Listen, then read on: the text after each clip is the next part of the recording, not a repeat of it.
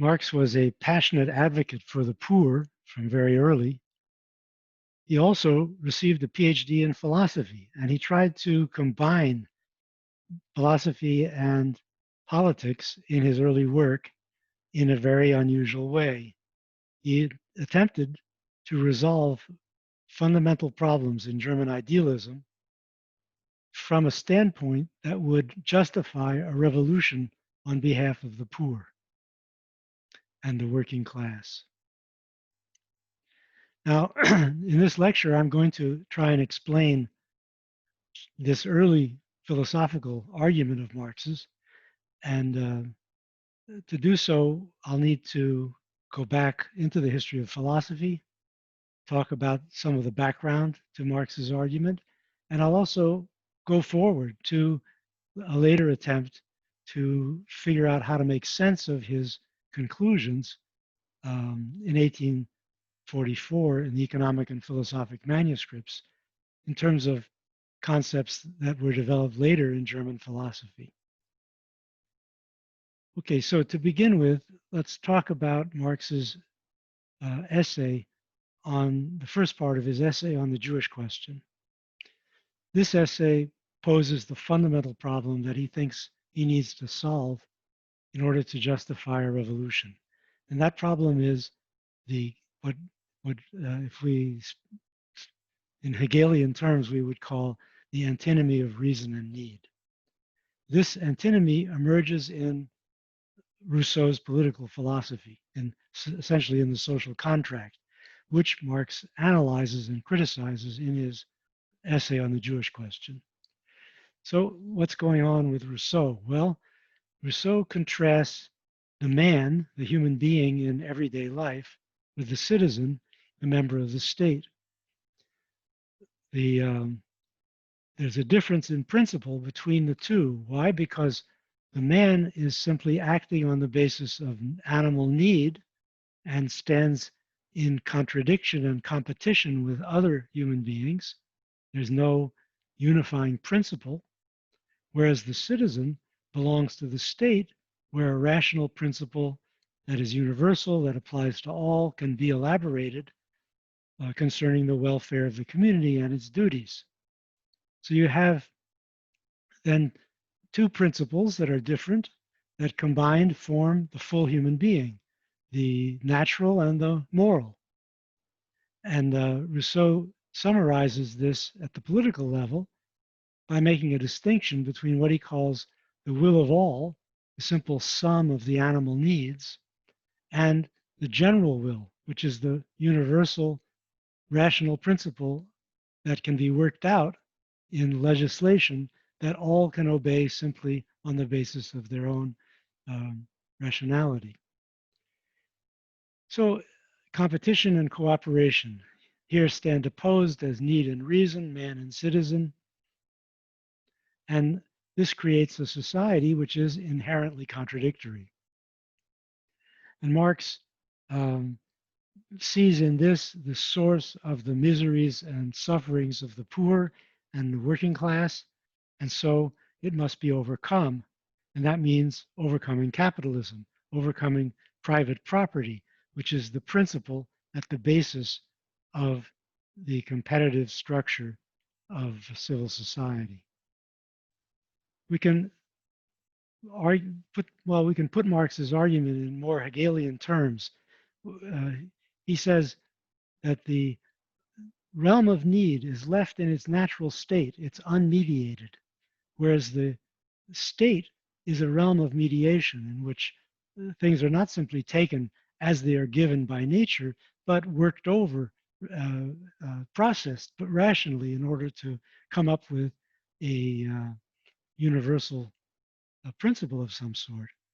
So we're really here dealing then with a problem of, in Hegelian terms, of mediation. How can we mediate need?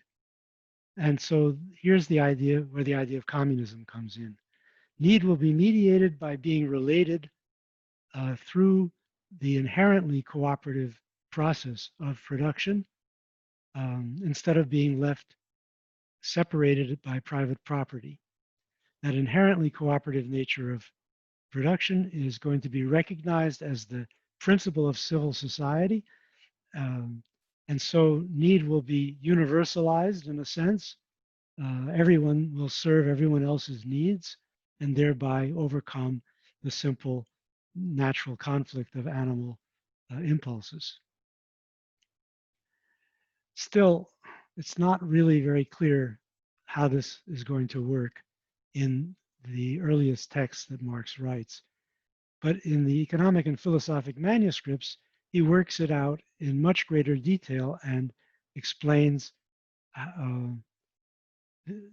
how both reason and need will be affected by the communist transformation of the society. So now I want to turn to the manuscripts. Um, the manuscripts are really all about overcoming the split between man and citizen and reconceptualizing reason and need. So to make sense of what Marx is doing in the manuscripts, you really have to go back to the history of modern philosophy, and especially German idealism. But it's not at all easy to do this because we don't normally see much connection between, say, Kant's Critique of Pure Reason and Marx's reflections on communism in 1844. But there is a connection. It was made by Lukács in his book, History and Class Consciousness, which has a whole chapter analyzing the history of modern philosophy in Marxist terms. And it turns out that analysis does help to make the connection that we need in order to understand what Marx is doing in the manuscripts. So I'm going to make a very brief summary of Lukács's notion of modern philosophy to make sense of this connection. Now, Lukács's basic argument is that the bourgeoisie needs an ideology that is rational in character. It needs it because mysteries support feudalism, mysteries support religion, mysteries support the division of society into classes according to their hierarchy in the mystery. In order to overcome religion and feudalism, the bourgeoisie needs to universalize reason and to show that it applies everywhere and always. It is not simply a local phenomenon that maybe you would employ in doing the accounts, but rather is actually the structure, reason is the structure of the universe. This leaves no room for the mysteries that support other forms of society and the bourgeois capitalist society. So this is the basic framework then within which Lukács considers the struggle of modern philosophy to establish the universality of reason. Its claim to encompass all that is.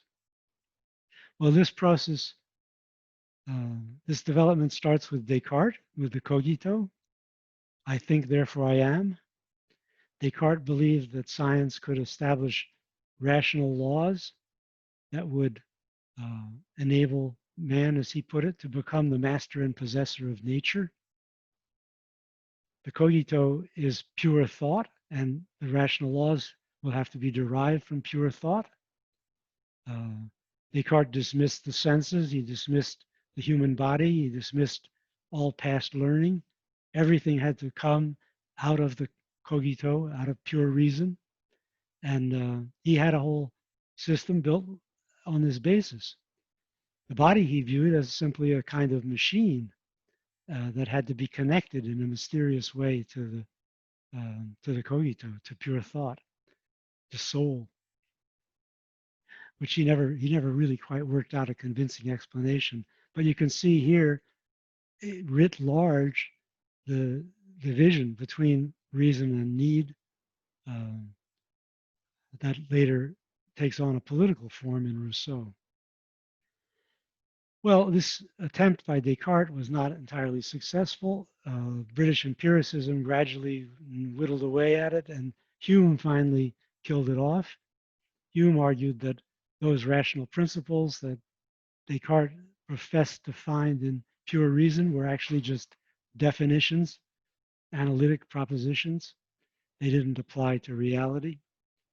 Reality out there in the world, things do have some regularities, Hume admitted, but these are not lawful regularities. They have no logical force. They're not universal. They're simply the way things happen to be at the time, and we uh, relate to them through habits. And these habits could, of course, prove to be mistaken at some point, or the world could move in some different direction from our habits, and we just have to adjust. So, will the sun rise tomorrow? Well, it probably will, but there's no logical necessity for it to do so. So, here you can see then the problem that Lukács is posing. The hegemony of bourgeois ideology requires this notion of rationality, which Hume has now destroyed. This then provoked Kant to an attempt to save the universality of reason from Humean skepticism. He did so in a remarkable way. What he really needed to do was to save the idea of universal rational principles at work in science. That would make it possible for the ideology to prevail over alternatives. But he couldn't get these out of nature anymore, out of the raw data of experience. Hume had made that impossible. So he got them out of the mind. His argument was that the raw data of experience are a chaos that needs to be ordered, and it is ordered by the mind through a process he called transcendental constitution. We impose on the raw data of experience, space, time, causality, the idea of things as separate substances, and other principles. All these principles that we impose on the mind prevail universally because the mind is everywhere there is experience. And they're not just mental categories, they're the categories of experience itself. So this then makes it possible to argue that science is in fact universal, that reason has no boundary, no limit. Not quite, because there is something we can't know, but that something is completely unknowable. It cannot be embraced in a notion such as revelation or a tradition. It is the thing in itself. It's what actually lies behind sensation, a realm that is completely closed to us because our only access to it is experience, and experience is modified, transformed by the mind. So Kant managed to save rationality, the universality of reason, bourgeois hegemony, at least its ideological hegemony. He managed to save it, but at a price. The subject and object are now split apart. And this split between subject and object then became, for German idealism, the agenda. How do you overcome that split? How do you get rid of the problem of the thing in itself and show that there is nothing beyond the reach of reason and experience?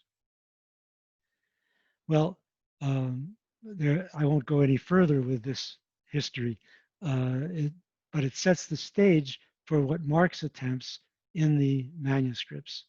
He needs to overcome the split between subject and object, reason and experience, in the specific form of the relation of reason to need. That's the form in which it is politically salient.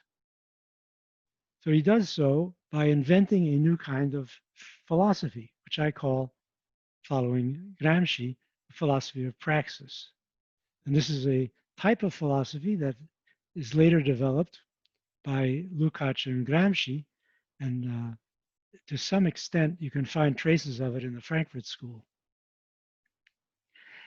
in Marx, this is the original version. It's pretty clear what he's up to, what the philosophy of praxis requires. First of all, he argues, you have to find the social basis of the categories. So here you could see what Lukács was doing at work already in the early Marx. You have to find the social basis of the categories. What is it that's really going on with a concept like the cogito, like reason, like um, law, scientific law? And these concepts can be desublimated, brought down to earth as social categories. But once you do that, the concepts of idealism now become social categories. Then their antinomies, the contradictions among them, become social contradictions. They explain social contradictions. So to give one example, Kant was very worried about the relation between the determinism of nature and the freedom of the will. How can you have morality if the will is simply part of the process of natural determinism? You have to be responsible for your acts, and you can't be if you're just another part of the chain of causes and effects. So Kant did a lot of conceptual work to explain how you could overcome this antinomy. But for Marx, it's not a conceptual problem. It's a practical problem. The freedom of the will is the human being in the face of the pitiless determinism of the economic laws. And to make that freedom of the will real, to make human freedom real, requires not a conceptual innovation, but a revolution to overcome those pitiless laws of the economy. So the manuscripts, in other words, introduce revolution as a kind of philosophical method. It replaces Descartes' method of doubt, Kant's transcendental method. It's a new kind of philosophical method that works with the desublimated concepts and overcomes their antinomies in practice. And this is the meaning of that famous 11th thesis on Feuerbach that Marx wrote in 1845, where he says the philosophers have only interpreted the world. The point is to change it. He doesn't mean just stop thinking. He means introduce into the problems of philosophy the method of revolution. Now, I want to turn to the manuscripts, the content of the manuscripts, and show how they attempt to develop this philosophy of praxis. First of all, Marx defines man, the human being, as a species being. This has several meanings. It's a concept that he gets from Feuerbach, but he elaborates it in his own way. The human being is not simply a lone creature. He can't exist without other humans, but he's not a herd animal either. He doesn't just go along with the herd. The human being's capacities are developed through the relation to the species. So obvious example is language. So the human being is, in other words, a creature of the species, but also an individual with its own capacities, its own way of thinking and doing, and not just a member of the herd. The individual's capacities are fulfilled in the relation to the species, and this requires a conscious relation to species being. That's to say, the individual has to be aware of where he is in relation to other human beings, where he is in relation to the capacities that he's trying to develop through that relation in order to develop those capacities. The human being is conscious of themselves as a human being, and that again is different from an animal who is a member of its species but doesn't know it. And this then implies a further complication. In order to be conscious of yourself as a member of the species, you need to be conscious of a universal, a concept. And so universals, meanings, are a part of what it is to be a human being. The consciousness of universals, of meanings, is a part of what it is to be a human being. Now, this is still only part of the picture because um, we're still operating here at the level of consciousness, but the human being is also a creature of need, a sensuous being, says Marx. And he argues that the senses encounter the world and bring us to the objects that satisfy our needs through an understanding of the world. He says the senses are theoreticians in practice. So the senses are not simply receiving raw data. Here he's assimilated Kant.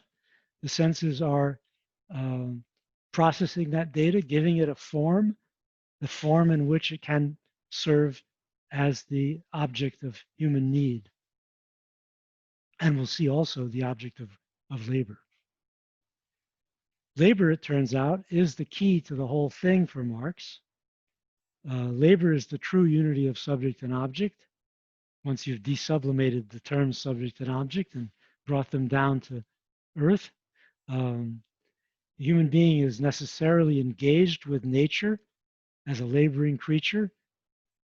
And in fact, Marx even says that nature is the inorganic body of man. So he's affirming here a close connection between man and nature, and a relationship which is essential rather than accidental. This goes beyond a simple causal connection. Of course, it's obvious that causally man and nature are connected. If human beings don't have food, they die. But that mere causal connection is not the same thing as to say nature is the inorganic body of man. That implies a connection at a deeper level, at the level of essence. And this appears again in Marx's comments on need. Needs are not just a physical phenomenon, although of course they are that. They're also, he says, ontological affirmations of nature. Seems to imply that needs are not just of interest to human beings, but have something to do with the nature of nature itself. So this then is worked out by Marx in terms of his concept of objectification. He argues that in laboring, human beings project their faculties and needs into nature. They objectify themselves or make nature into an object specifically adjusted to them. So this is, in one sense, not difficult to understand. I mean, think about doorknobs. Why are they at the height they are? Why are they the size they are? Well, because people are a certain height, their hands are a certain size.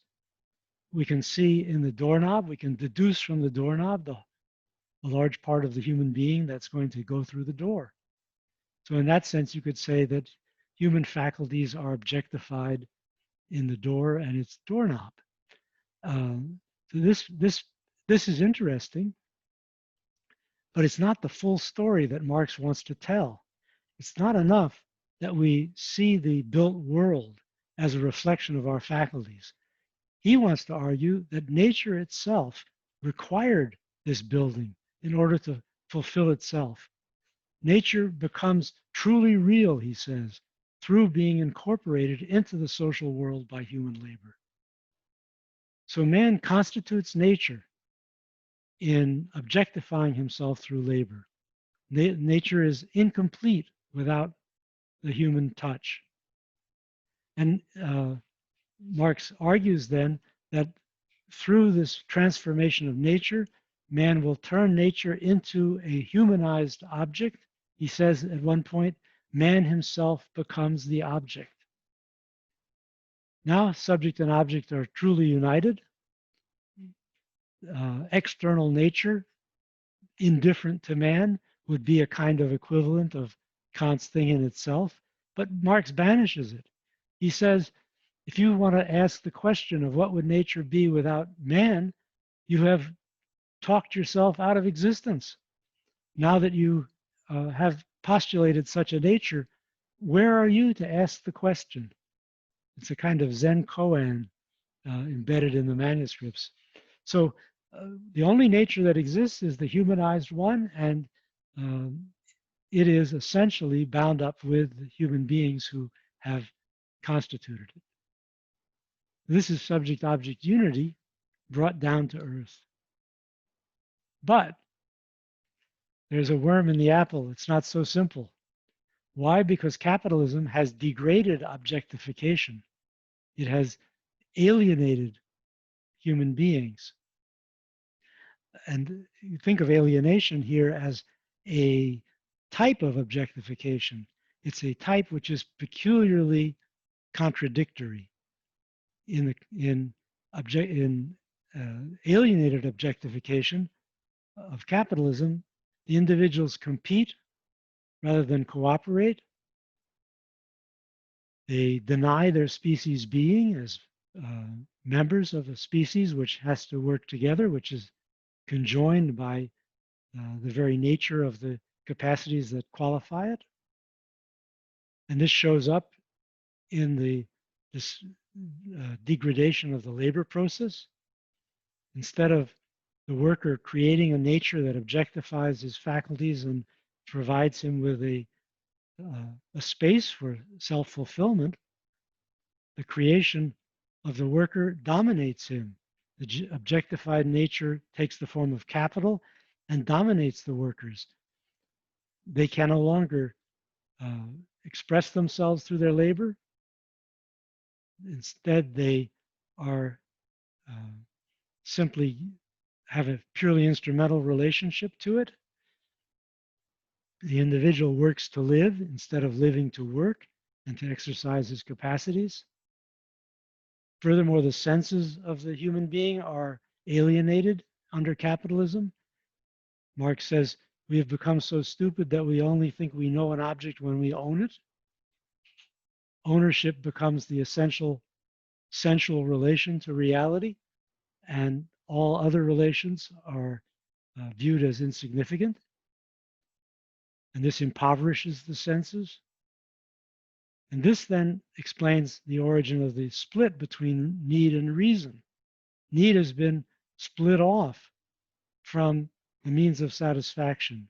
There is no longer any cooperative species being type relationship between human beings and the means of satisfaction of their needs. Instead, there is this state of competition that leaves reason out of the realm of normal, everyday human existence.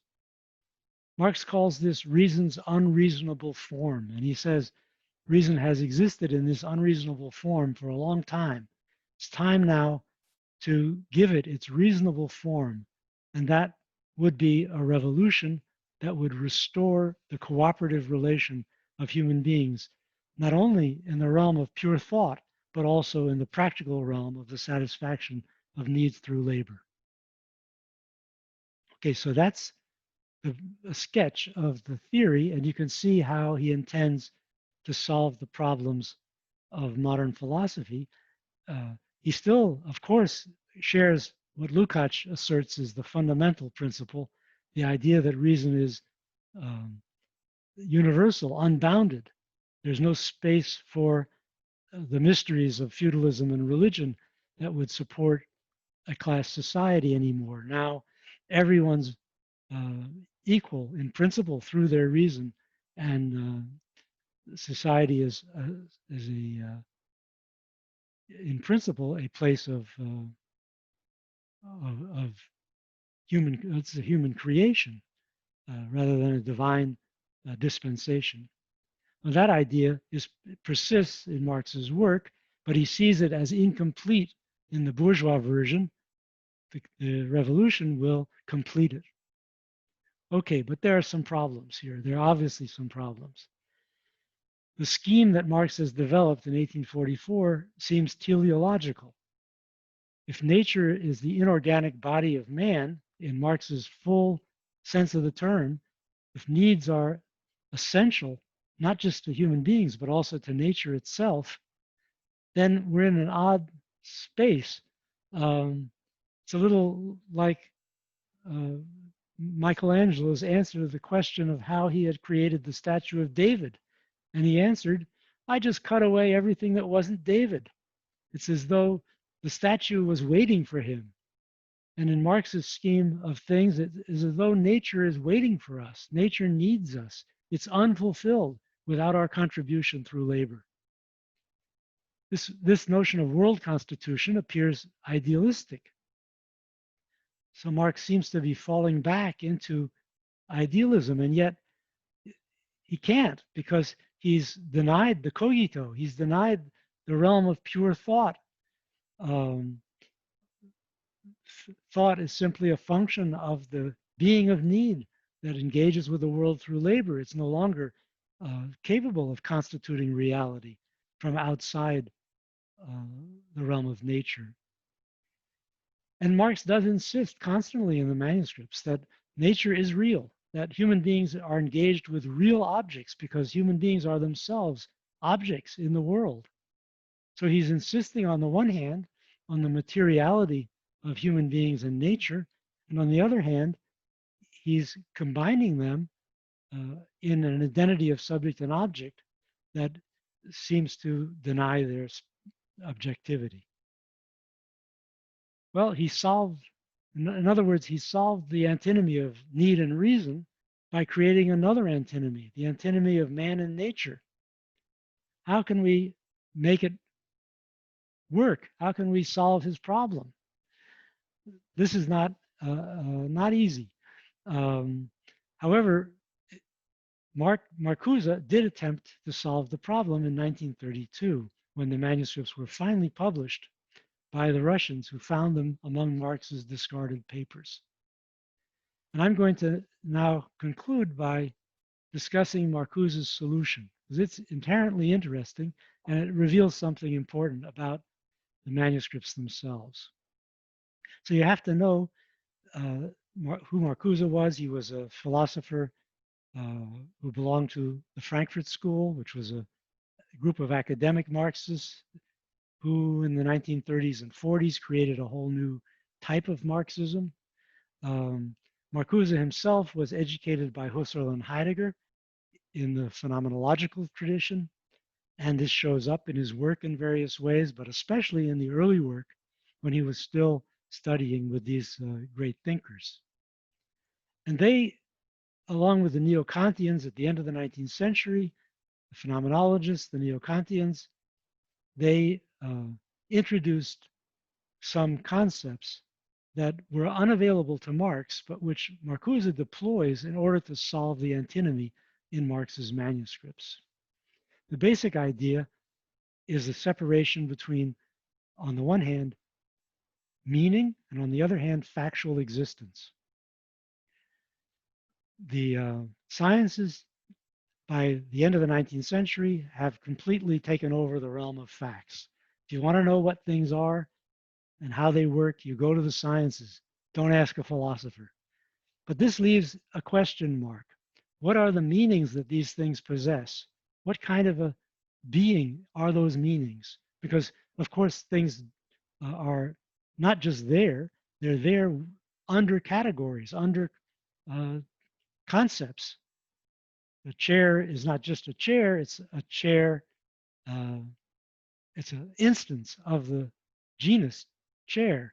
And so there is still a realm for philosophy to work on. It's the realm of meaning. In the case of Husserl and Heidegger, who are phenomenologists, they want to explore the way this realm of meaning appears to individuals in the first person, how we live the meanings in our environment. In other words, not simply what the meanings are in a catalog, say a list of, all the things in my living room. It's how I live those things in my living room, how I act among them, and how I perceive them, how they present themselves to me in my experience of them. And it's this dimension of reality that became, for phenomenologists, the dimension that philosophy could work on. Well, basically, then they argued that this first-person experience is ontologically fundamental, and other relations to the world derive from that. So, for example, science um, takes our everyday relation to the world and refines various categories and treats it in the third person as pure objects for the same for everyone. And this then makes it possible to go from the everyday first person world that we inhabit to a science that has universal principles, universal laws. Now, it's interesting that this deduction of science from experience uh, creates, in a sense, two natures. There's the original nature of experience and a second nature, which is a conceptual nature that is the realm of science. Of course, you might argue that science deals with real things in the lab. Yes, indeed, but it deals with them in the form that it can be universalized in concepts. Um, whereas the first person experience of nature does not have this conceptual form. It's something we actually are in and do and feel. Um, so this these two natures, the conceptual nature of science and the experience nature of first person experience, these two natures appear in the manuscripts too, but in not in a connection, in a legitimate connection as they do for phenomenology, but as a contradiction, an opposition. Marx actually at one point says that we have to forget about the abstract nature of natural science because it doesn't emerge out of our experience. It's a pure abstraction. We need to create a new science, he says, that would emerge from experience, that would be social and historical in character. Well, this, of course, is a kind of dream of a new science that maybe was plausible in 1844, but it's a lot harder to defend in 1932. And certainly neither Heidegger nor Husserl intended phenomenology to found a new science. Rather, it could explain how the existing science was founded in experience. Well, Marcuse takes over this notion of meaning and first-person standpoint on meaning and the two natures and projects it into Marx's manuscripts. In order to understand how, we need another concept, and this is a concept Heidegger developed in the first part of Being in Time, the concept of world. Now, I realize that Heidegger is a controversial figure. He became a Nazi some years after writing Being in Time, and this has cast a shadow over all his work. And I don't want to defend Heidegger in general and in every respect. However, Being in Time was written in 1927, and at that time, Heidegger had 4 students who were Jewish and who became quite prominent social thinkers in later days. And according to Marcuse, none of them had the slightest suspicion that Heidegger was going to become a Nazi. So I think there's good reason to believe that there are certainly large elements of the argument in Being in Time that are just technical contributions to the development of phenomenology and not specifically connected to Heidegger's political sins in later years. And certainly the concept of world would appear to be okay, clear of any political influence. So what's the basic concept? Well, Heidegger argued that worlds are systems of meanings. So his term world doesn't mean all the things in existence, the way we sometimes use the word. It's more like, say, a concept like the world of the theater. The world of the theater embraces certain kinds of objects, artifacts, and practices and people, and they're all connected. And that's the important point. There's a connection between everything in a world. Heidegger gives the example of a carpenter in his workshop. The tools, he says, all refer to each other. They're all connected by a reference. That is to say, by a meaning. Now, of course, the hammer and the nails could be in opposite ends of the workshop with no connection causally between them at all. They're just there. But as tools, as parts of the workshop, they are connected by a reference, because a hammer without nails makes no sense. Nails without a hammer make no sense. The hammer, isolated completely from the world of the workshop, could exist. I mean, we find artifacts in archaeological digs, and we don't know what they are, what they were for, what they were connected to. They're just things. They're not actually tools, because they don't have the context within which they can function. So let's then say that there is two levels to our workshop. There's the level of simple things, material objects that you could describe in different ways objectively. And then there's the level of the meanings that unite them in the work of the workshop. And those meanings are self-evident. They're the way in which the carpenter apprehends the tools. He doesn't apprehend them according to their place in the periodic chart or the factory of their origin. He apprehends them as connected by references in the work. There's a term developed in another entirely different area of philosophy called enaction, which I think helps to understand what Heidegger is getting at. The meanings of the tools in the workshop are enacted by the carpenter. Heidegger says, action has its own kind of sight. This is a sight which is not explicit and thematic. The carpenter, in picking up the hammer and hammering in the nail, is not conceptualizing hammers and nails. He's not making an explicit argument about hammers and nails. He's not saying to himself, hammers need nails. He's simply connecting hammers and nails practically, and he does it in an intelligent way. Not explicit, but nevertheless intelligent. It makes sense. It makes sense because he's dealing with senses, with meanings, and those meanings are enacted in his practice. So let me give you another example. Think about sitting on a chair. When you sit down on a chair, you do not conceptualize the chair. You don't talk about its function. You don't go back to the user manual to find out how it works. You just put your bum on the chair. And in so doing, you know what you're doing. You know you're sitting. But it's not explicit. It's not thematic. It's implicit in your action.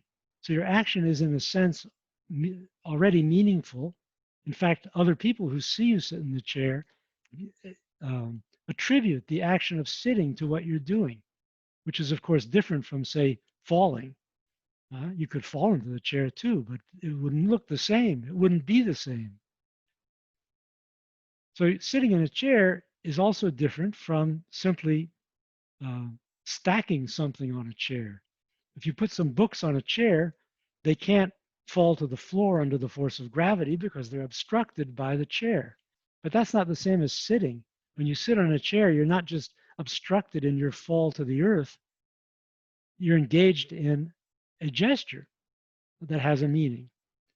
Whereas the books, of course, can't have, there's no meaning in their sitting there, and they're being stacked on the chair doesn't have the meaning of sitting. Okay, so now we have the equipment to figure out what Marcuse is doing when he subtly interprets and transforms Marx's manuscripts into something that works.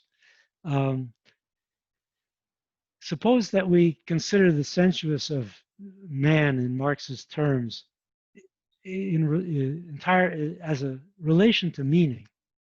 So basically, what human beings are is creatures who relate to meaning in experience. In that sense, species being, you could say, is enacted universality. The meanings are enacted, and that brings them into the realm of the universal. World constitution now is going to take place exclusively in the realm of experience, which is sort of what Marx intended, even though he had a hard time expressing his thought. That realm is fully real because enacted. It's not just in thought. It's when you sit on the chair is real, it's really there, but you are engaged in a relationship of meaning as well. And that relationship is doesn't deny the materiality of the chair. It relates to it in the first person through the meaning rather than objectively in the third person. So this then gives us a basis for talking about the revision of reason and need, the meta-theoretical revision in the philosophy of praxis of reason and need. We've talked about reason as the universal, but if we desublimate it, that universality no longer has the magic that it has in the Cartesian cogito or in Kant's transcendental. It comes down to the logical relations of meanings in experience. And in experience, those logical relations include the relations that are designated by need. And here's where things get really interesting. Consider, for example, the relation of hunger to food. This is a relation that has a logical structure. Without food, there is no hunger, and vice versa. I mean, as categories. These categories are intrinsically related. Of course, in the real world, hunger and food are only accidentally related in our third person objective experience. This has the unfortunate effect that you can go hungry because you can't find any food. So the contingent relation of any particular human subject to the food that satisfies their hunger, that contingent relation is what we normally think of as the way the world is. However, underlying that contingent relation is a necessary logical relation between the categories, hunger and food. Now, so in a sense, you could say there is a rationality in the sphere of need that is simply in the categories themselves. In the first person relationship to those categories, we enact that logical relation. In that sense, then, need and the means of satisfaction of needs have a rational relationship. That relationship is actualized, says Marx in the Manuscripts, in the division of labor, in the way in which people serve each other's needs through their own labor. And so need is in fact not inherently this competitive thing that animals experience when they stick their nose in the trough. Need is in fact not a simple instinct. It's a highly mediated structure in which meanings are served by meanings that are logically related are served by the organization of the labor of the community. So now reason and need have been brought together in a concrete way. And this solves the problem that Marx is having in the manuscripts, distinguishing the two natures, the nature of experience from the objective nature of natural science. Reason and need share a similar logic, the logic of the conceptual relations, the necessary conceptual relations between concepts in a world in the phenomenological sense.